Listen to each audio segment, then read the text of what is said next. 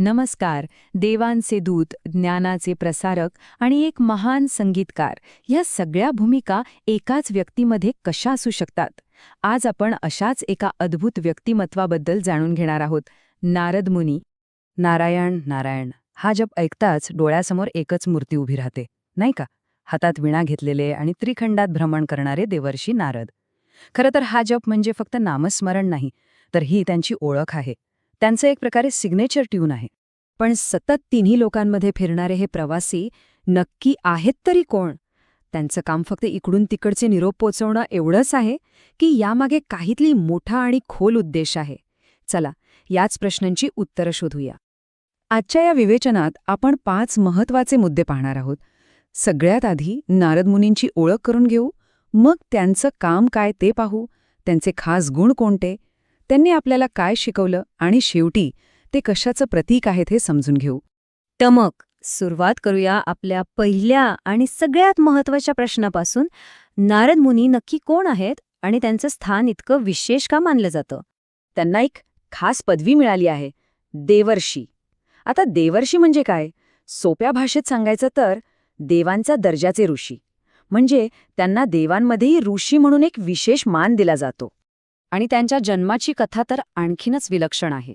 असं मानलं जातं की ते ब्रह्मदेवाचे मानसपुत्र आहेत. मानसपुत्र म्हणजे त्यांची निर्मिती थेट ब्रह्मदेवाच्या मनातून, त्यांच्या संकल्पामधून झालीय. म्हणूनच त्यांना ब्रह्मपुत्र नारद असंही म्हटलं जातं. ठीक आहे, नारद मुनी कोण आहेत हे तर कळलं, पण त्यांचं मुख्य काम काय होतं? म्हणजे ते या विश्वामध्ये नेमक्या कोणत्या भूमिका पार पाडत होते? त्यांच्या कामाला आपण 4 मुख्य भागांमध्ये विभागू शकतो. पहिलं म्हणजे ते एक दूत होते, म्हणजे मेसेंजर. दुसरं, ते एक महान शिक्षक होते. तिसरं, ते एक उत्कृष्ट संगीतकार होते. आणि चौथं, ते एक कॅटलिस्ट होते, म्हणजे महत्त्वाच्या घटनांना चालना देणारे. शिक्षक म्हणून त्यांचं कार्य तर अफाट आहे. भक्त प्रल्हादाला विष्णुभक्तीचा मार्ग कोणी दाखवला? तर नारदांनी. इतकंच नाही, रत्नाकर नावाच्या एका डाकूचं हृदय परिवर्तन करून त्याला महर्षी वाल्मिकी बनवलं. हो, तेच वाल्मिकी ज्यांनी पुढे रामायण लिहिलं. केवढा मोठा बदल घडवला त्यांनी एका व्यक्तीच्या आयुष्यात. आता बोलूया संगीताबद्दल. नारद आणि त्यांची वीणा हे एक अतूट नातं आहे. महती नावाची त्यांची वीणा त्यांच्यापासून कधीच वेगळी नसते. त्यांना देवांचे पहिले संगीतज्ञ असंही म्हणतात. संगीत आणि ते जणू एकरूपच झाले आहेत. त्यांच्या कामाबद्दल तर आपण बोललो, पण त्यांचा स्वभाव कसा होता? असे कोणते खास गुण होते जे नारद मुनींना इतरांपेक्षा वेगळं ठरवतात? त्यांचे काही गुण खूपच महत्त्वाचे आहेत. ते कधीही एका जागी थांबत नाहीत, सतत फिरत असतात.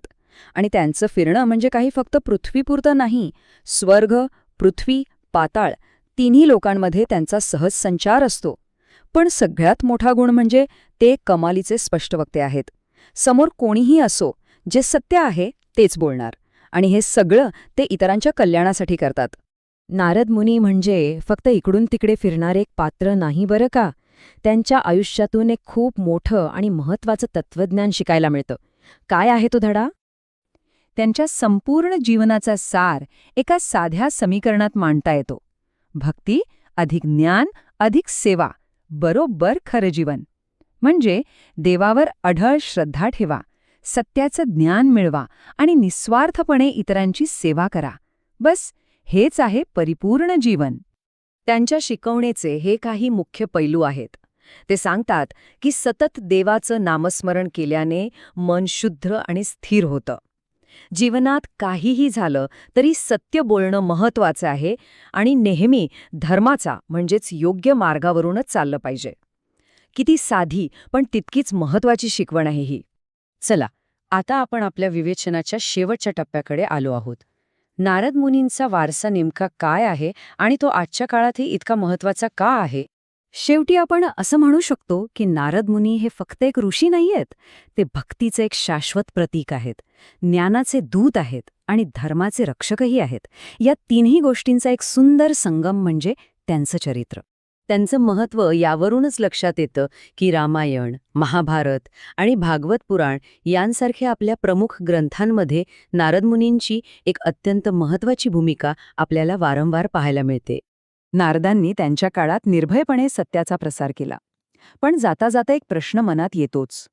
आजच्या आपल्या जगात जिथे प्रत्येक क्षणाला माहितीचा महापूर येतोय, तिथे निस्वार्थपणे सत्याचा संदेश पोचवणारे दूत कोण असतील? विचार करण्यासारखी गोष्ट आहे, नाही का?